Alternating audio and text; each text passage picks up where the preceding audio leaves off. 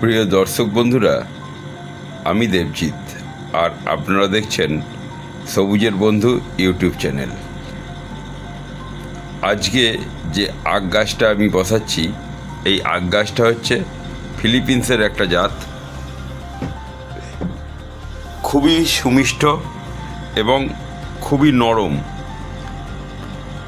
একটু বয়স্ক মানুষও এই আখটা দাঁতে করে ছিঁড়ে তারা চিবিয়ে খেতে পারবে। সেই জন্যেই এই প্রজাতিটাকে তৈরি করা হয়েছে। তো আপনারা আপনাদের ছাদ বাগানে এইটা অবশ্যই রাখতে পারেন। চলুন, আমি আমার ছাদ বাগানে এটা রোপণ করছি। কিভাবে রোপণ করছি আপনাদের সঙ্গে ভিডিওটা শেয়ার করছি। চলুন। তো প্রথমেই টবে আমি একটুখানি শুকনো পাতা নিয়ে নিই, তার ওপর এক লেয়ার মাটি দিই।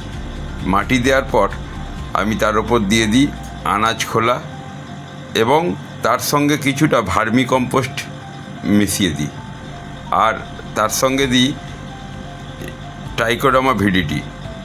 আচ্ছা, তার ওপর মাটি চাপা দিয়ে দিই। মাটি চাপা দিয়ে তার ওপর গাছটা বসাই, আবার মাটি দিই, দিয়ে গাছটা এইভাবে আমি বসাই। আপনারা কিভাবে গাছ বসান একটু কমেন্টে জানাবেন।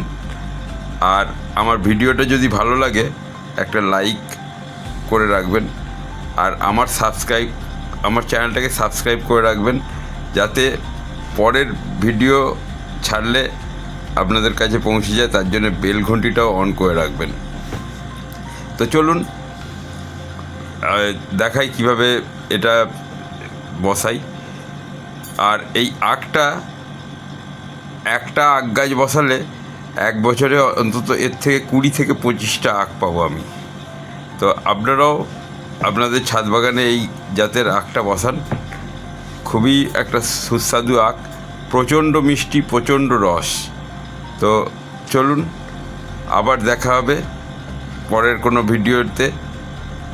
ততদিন ভালো থাকবেন, সুস্থ থাকবেন, এই আশা করি।